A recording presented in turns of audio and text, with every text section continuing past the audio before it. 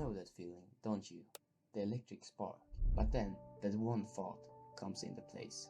I'll do it tomorrow. And to be honest, tomorrow never really comes. But what if you can change that? What if you can make your brain crave hard work?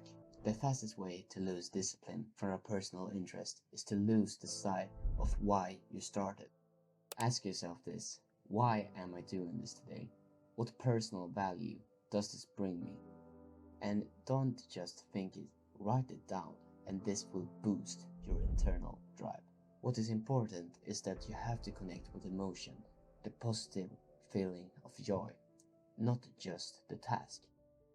Discipline isn't about fighting against resistance, it's about removing resistance from your path.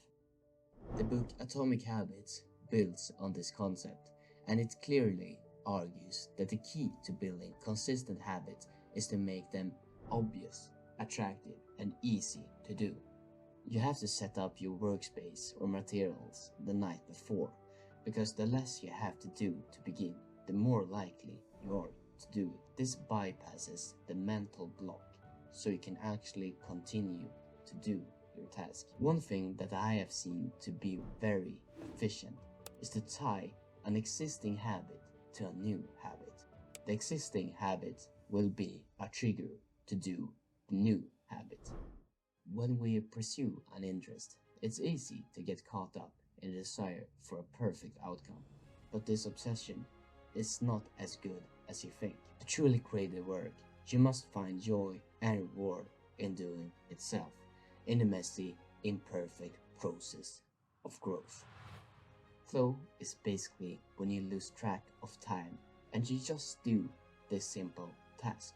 It occurs when the challenge of the task is perfectly balanced with your skill level and you have clear goals with immediate feedback.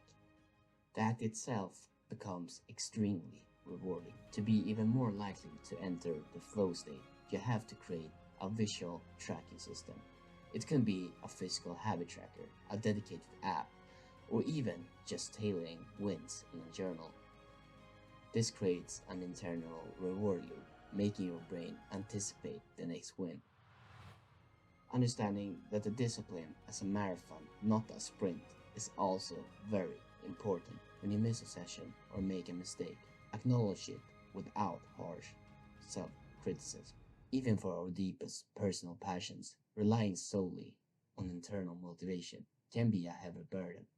That's why building a supportive ecosystem around your interest can provide that crucial extra push when your internal motivation is gone.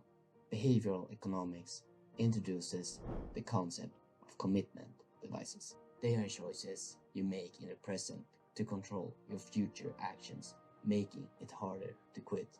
So now we know that building supportive ecosystems is key to consistent achievements. But how do you build these ecosystems from scratch? One thing you can do is find someone that expects an update, and that could be a friend, a family member, or even a mentor.